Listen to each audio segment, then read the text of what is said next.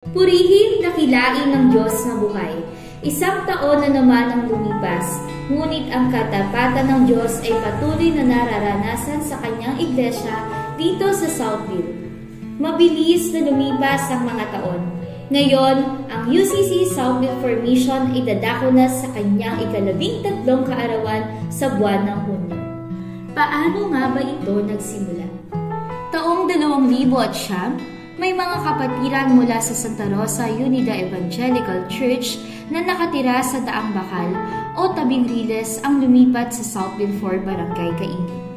Noon, nagpasimula ang Bible study sa mga tahanan ng ating mga kapatid na naninirahan doon at ito ay pinangunahan ng mga nakatalagang pastor at mga leader ng iglesia.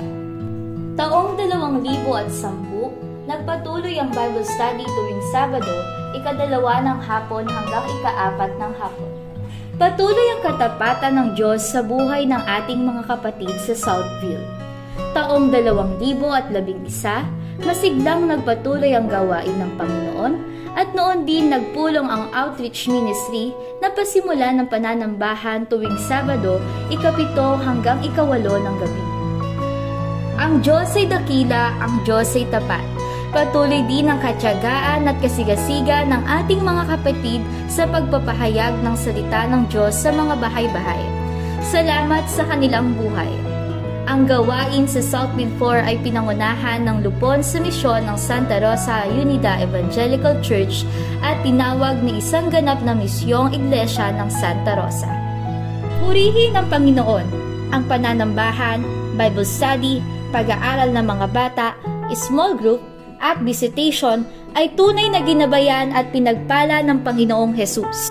Patuloy ang paglago ng gawain ng Diyos. Nagkaroon ng kaisipan na mabayaran ang pinagagamit na gusali para sa mga gawain at nailipat sa pangangalaga ng distrito ng Laguna bilang isang misyong iglesia ng Laguna. Ang kabutihan at katapatan ng Diyos ay patuloy na nararanasan sa Southville Mission Church. Ngayon, taong 2025, aming kagalakan na ipakita sa inyo ang kanyang progresibong kalalagayan.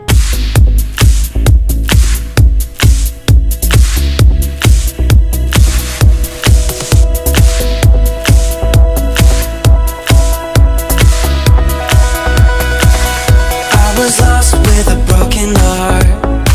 You picked me up, now I'm set apart.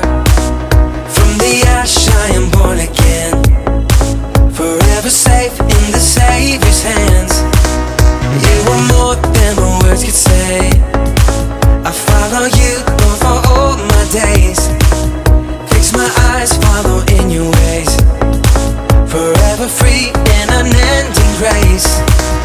'Cause you are my freedom. We lift you higher, lift you higher.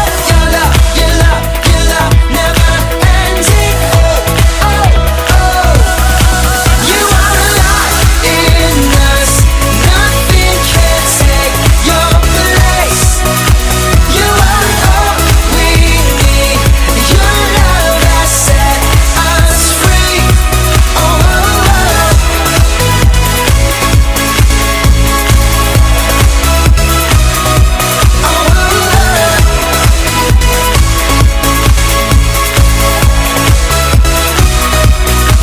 In the midst of the darkest night, let your love be the shining light, breaking chains that were holding me.